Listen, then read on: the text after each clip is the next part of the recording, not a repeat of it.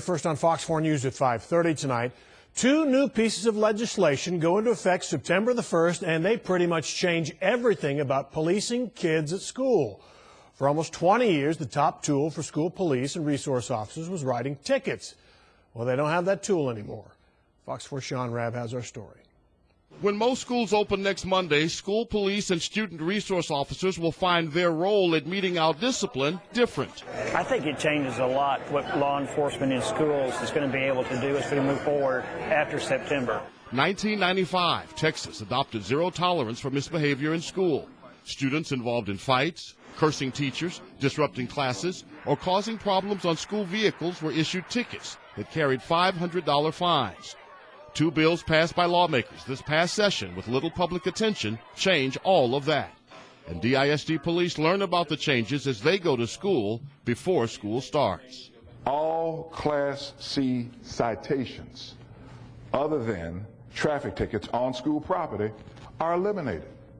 That's clear. They're eliminated. No more ticketing of students. Bottom line, no more ticketing of students.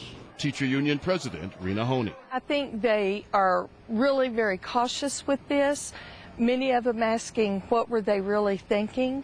But when you look at what has happened across the state, there are many districts that really did abuse the power to give citations. According to the Texas Youth Advocacy Group, Texas Appleseed, in 2010, 300,000 citations were issued to Texas public school children, some as young as 6 years old. It's been called the school-to-prison pipeline.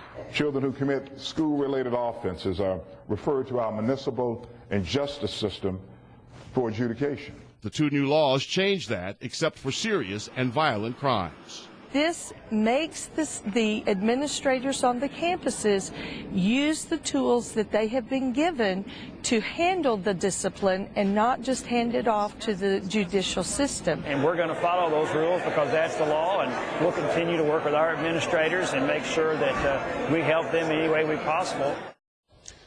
Now, State Senator Royce West, who authored one of the bills, Senator John Whitmire from Houston, the other, says the idea is to return school discipline to what he calls a common sense approach. Now, schools and school districts will still have in-school suspensions, expulsions if necessary, and police will still be there for violent crimes, assaults with weapons, drugs, gang fights, those kinds of things. It seems like we're going back in time a little bit. I'm not sure what.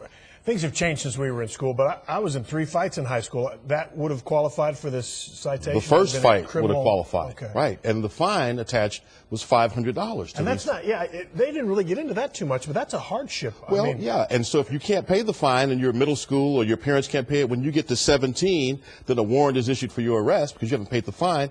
Anecdotally, Royce West talked about 17-year-olds being arrested at school and handcuffed in front of their peers behind that. So they say it's time to change things. Quickly wrap this up. Was anybody really against this, or is everybody okay with it? Well, we'll have to see where the administrators are when the school starts here in a week. All right, Sean Rabb, thank you. Okay.